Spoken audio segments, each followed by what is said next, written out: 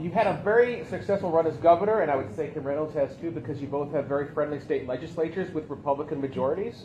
And that won't be the case in Washington, D.C. And I'm wondering, what's your plan to work with the dysfunctional Congress, particularly on issues like the deficit, where it seems every few months we've got the government shutdown threats and then passing a large omnibus package at the very last second? What's your name? My name's Matt. Hey, Matt, great question. So, Matt's talking about the dysfunction in Washington. You can have success at the state. It's a different ballgame. And I think generally that's true. I mean, a state is easier to navigate than the swamp. There's no question. But I would point out, people look and say, oh, he's got these big majorities. We didn't have those big majorities when I started. We had a majority in the Senate, but it was a relatively narrow one. I came into governor on the heels of basically a decade and a half of the legislature and the governor being at loggerheads where they didn't work closely together. And there hadn't been as much that got done than there were previous to that. So I had to come in and figure out a way to kind of corral this and bring all these issues in for a landing. And part of the way I do that is I understand I'm elected to the executive. These folks all got elected in their own rights for their own districts. And so it's not for me to just say, you must do what I say. It's my responsibility as a leader to convince them that doing what I want to do is really in their interest to do it as well. And that means I got to work with them on issues that they care about. As long as it doesn't offend my stated principles or things that I think are bad, I want them to be successful too.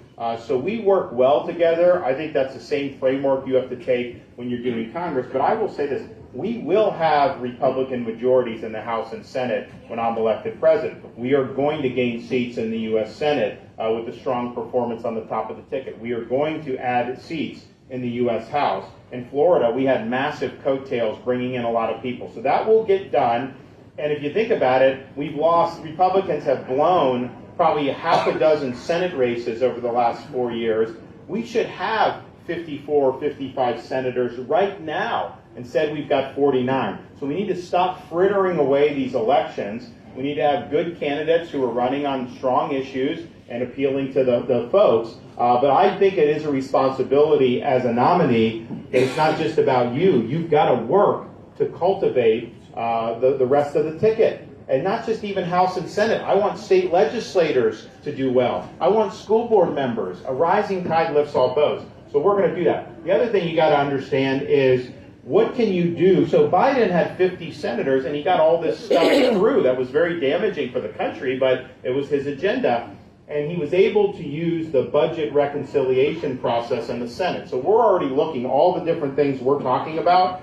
How do you fit that into that vehicle? I think we can get 60 votes on some things in the Senate, but not everything, and maybe not some of the most important things. But we definitely can get 50. And he expanded what can be jammed in there. So we're going to have a lot that we're going to put in that vehicle. It's going to be really significant. But anything I talk about, I always have an eye to how do you actually get it done. I'm very mindful of the different landmines that exist. We have a constitutional system. This is partially by design. The founders didn't want all power to be in one branch. They wanted checks and balances, and so that's normal. So we're going to be able to navigate that. But Ronald Reagan never had a Republican majority in the House of Representatives all 8 years he was president. And yet he was able to get his program through in his first couple years. And how did he do it? He was appealing to the American people directly, who then would pressure their representatives to get in line because they wanted to see change. I think we're going to have an opportunity to do that. I think Americans are frustrated with the direction. I think they know we need a change. I think I represent a fresh start with fresh ideas that we're going to be able to put. So I think we're going to be able to get a lot of folks that are going to want to do it. The other thing you got to think about is not just how Congress can trip you up, but then how do the courts handle all this stuff? Because in Florida, every single thing we do, they sue us. Doesn't matter. I mean, I could walk across the street and they sue me for doing this. And this is just what the left does. So they run and they find a liberal judge in Tallahassee or wherever they do, they sue.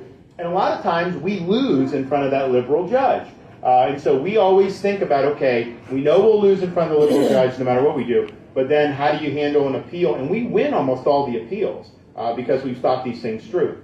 In Washington, you have some of these. Biden's put a lot of judges on these Court of Appeals. That's part of the big problem with us losing those Georgia Senate races on January 5th, 2021. Huge disaster, and that was in the waning days of Trump's presidency. If we just would have won those, a lot of those liberal judges would have never gotten on the bench. So you have some of that. Now the Supreme Court right now nominally is 6-3 majority, but the next president's likely going to have to make a series of appointments there. Maybe replacing Clarence Thomas, who's our most esteemed conservative jurist. Justice Alito, one of the best conservative jurists of our era. And then maybe Roberts or maybe some of these others. But you've got to be a president that's going to understand how to put people in there who understand the proper role of the court, who understand the proper way to interpret the law and Constitution, and who have the backbone to be able to rule correctly even when the media will attack you and even when the legal profession will attack you.